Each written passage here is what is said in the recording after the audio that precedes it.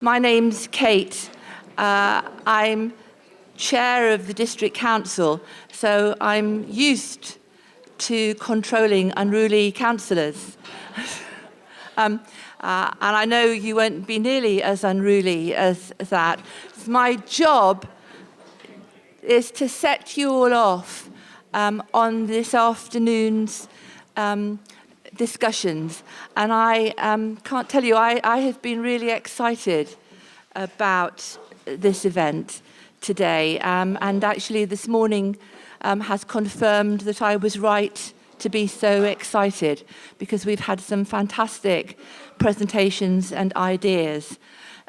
So my job is hopefully to just set you through the next couple of hours.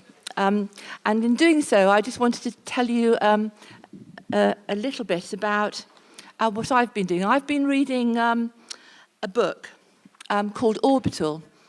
Some of you may have read it or seen it. It's by Samantha Harvey.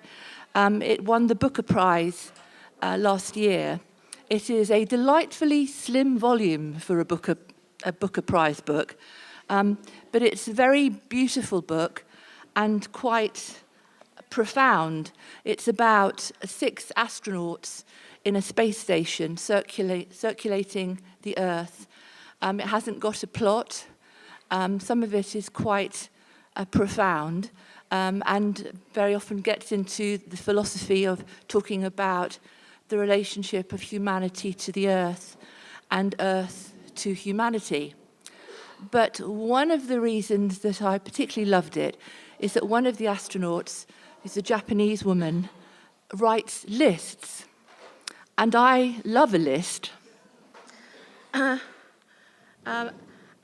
She writes lists about irritating things, like lumpy pillows, reassuring things, mugs with thick handles, maddening things like fire alarm tests, and we haven't had one today, thank God, and anticipating things like plums.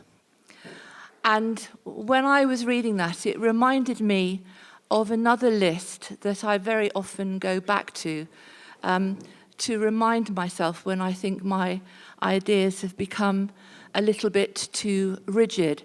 And it's a list created by an Argentinian writer, Jorge Luis Borges. And some of you may have known him. He was Argentinian.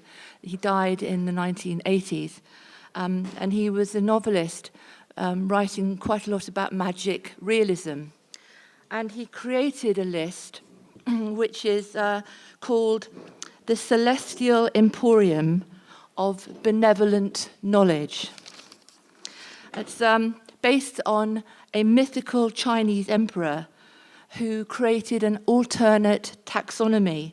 And this list divided all animals into 14 categories. And I'm just going to take a few seconds to read them to you. So the categories for all animals in the world were those belonging to the emperor, embalmed ones, trained ones, suckling pigs, mermaids, fabled ones, stray dogs, those that tremble as if they were terrified, innumerable ones, those drawn with a very fine camel hair brush, those that have just broken the vase, and finally, those that from afar look like flies. And I think that's a wonderful way of looking at the world.